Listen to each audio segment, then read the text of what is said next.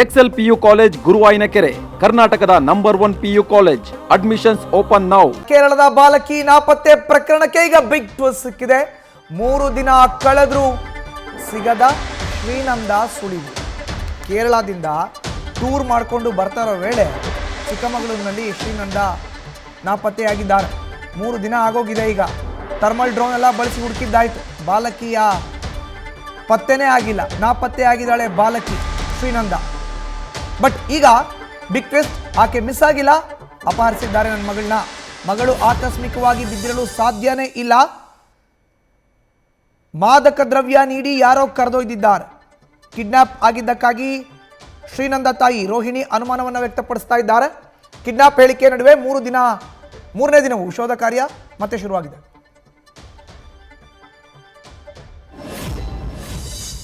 പിന്നെ അവിടെ നിന്ന് വീണിട്ടുണ്ടാവുമെന്ന് എനിക്ക് തോന്നുന്നില്ല.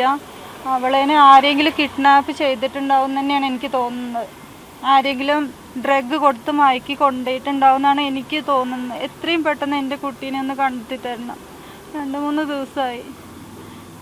ഡൗട്ട് അവളേനെ ആരെങ്കിലും ചിലപ്പോൾ നോട്ട് ചെയ്തിട്ടുണ്ടാവും. ഞങ്ങൾ എവിടെ ചിക്ക്മാംഗ്ലൂർ ഇറങ്ങിയതിന് ശേഷം എനിക്ക് തോന്നുന്നു ആരെങ്കിലും നോട്ട് ചെയ്ത് വെച്ചിട്ടുണ്ടാവും. അപ്പോൾ അങ്ങനെ പെട്ടെന്ന് അവൾ ഒറ്റയ്ക്ക് മോളിക്ക് വന്നപ്പോൾ അവളെ കിഡ്നാപ്പ് ചെയ്ത് കൊണ്ടുപോയിട്ടുണ്ടാവും എന്നാണ് എനിക്ക് തോന്നുന്നത്.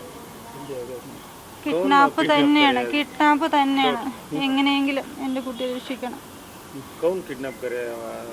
അതെനിക്കറിയില്ല. പക്ഷേ കുട്ടി ഇറങ്ങിയതിന് ശേഷം ആരെങ്കിലും നോട്ട് ചെയ്ത് വെച്ചിട്ടുണ്ടാവും.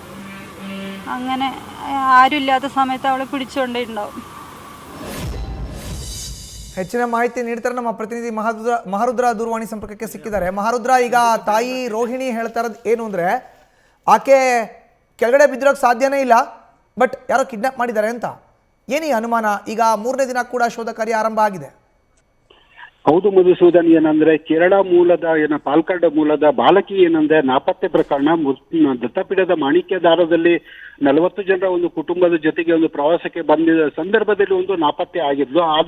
ಆ ಕಾರ್ಯ ಜಿಲ್ಲಾಡಳಿತ ಮತ್ತು ಪೊಲೀಸ್ ಇಲಾಖೆ ಕಳೆದ 3 ದಿನಗಳಿಂದ ಕೂಡ ಶೋಧ ಕಾರ್ಯವನ್ನು ಮುಂದುವರಿಸಿದೆ. ಆದ್ರೆ ಇಲ್ಲಿವರೆಗೂ ಕೂಡ ಬಾಲಕಿಯ ಸುಳಿವು ಮಾತ್ರ ಪತ್ತೆ ಆಗಿಲ್ಲ. ಆದ್ರೆ ನಿನ್ನೆ ಏನಂದ್ರೆ IGP ಅಮಿತ್ ಸಿಂಗ್ ಮತ್ತು ಹಾಗೂ ಜಿತೇಂದ್ರ ಕುಮಾರ್ ದಯಾಮ SP ಅವರ ಒಂದು ಮಾಹಿತಿಯನ್ನ ಪಡೆದಂತ, ಕುಟುಂಬದ ಜೊತೆಗೆ ಒಂದು ಸುದೀರ್ಘವಾಗಿ 1 ಗಂಟೆಗಳ ಮಾಹಿತಿಯನ್ನ ಪಡೆದಂತ ಸಂದರ್ಭದಲ್ಲಿ ಏನಂದ್ರೆ ಬಾಲಕಿಯ ತಾಯಿ ರೋಹಿಣಿ ಹೇಳಿರುವಂತದ್ದು, ಅವರು ನಾಪತ್ತೆ ಆಗ್ಲಿಕ್ಕೆ ಅಂದ್ರೆ ಕಿಡ್ನಾಪ್ ಆಗಿರುವ ಒಂದು ಶಂಕೆಯನ್ನ ವ್ಯಕ್ತಪಡಿಸಿದ್ದಾರೆ. ಮತ್ತು ಬಾಲಕಿ ಏನಂದ್ರೆ ಅಲ್ಲಿ ಬಿದ್ದು ಹೋಗ್ಲಿಕ್ಕೆ ಸಾಧ್ಯ ಇಲ್ಲ, ಆದ್ರೆ ಯಾರೋ ಒಂದು ಮಾದಕ ದ್ರವ್ಯವನ್ನ ನೀಡಿ ಏನಂದ್ರೆ ಕಿಡ್ನಾಪ್ ಮಾಡಿರುವ ಒಂದು ಶಂಕೆಯನ್ನ ವ್ಯಕ್ತಪಡಿಸಿದ್ದಾರೆ. ಮತ್ತು ಏನಂದ್ರೆ ಪೊಲೀಸರು ಆದಷ್ಟು ಬೇಗ ಬಾಲಕಿಯನ್ನ ಒಂದು ಪತ್ತೆ ಮಾಡಿ ಕೊಡಬೇಕು ಅಂತ ಹೇಳಿ ಒಂದು ಅವರು ಕಣ್ಣೀರು ಮೂಲಕ ಹೇಳಿರುವಂತದ್ದು. ಈಗ ಏನಂದ್ರೆ ಈ ಪ್ರಕರಣಕ್ಕೆ ಒಂದು ಹೊಸ ಟ್ವಿಸ್ಟ್ ಸಿಕ್ಕಿದೆ ಅಂತಲೇ ಹೇಳ್ಬೋದು ಮಧುಸೂದನ್.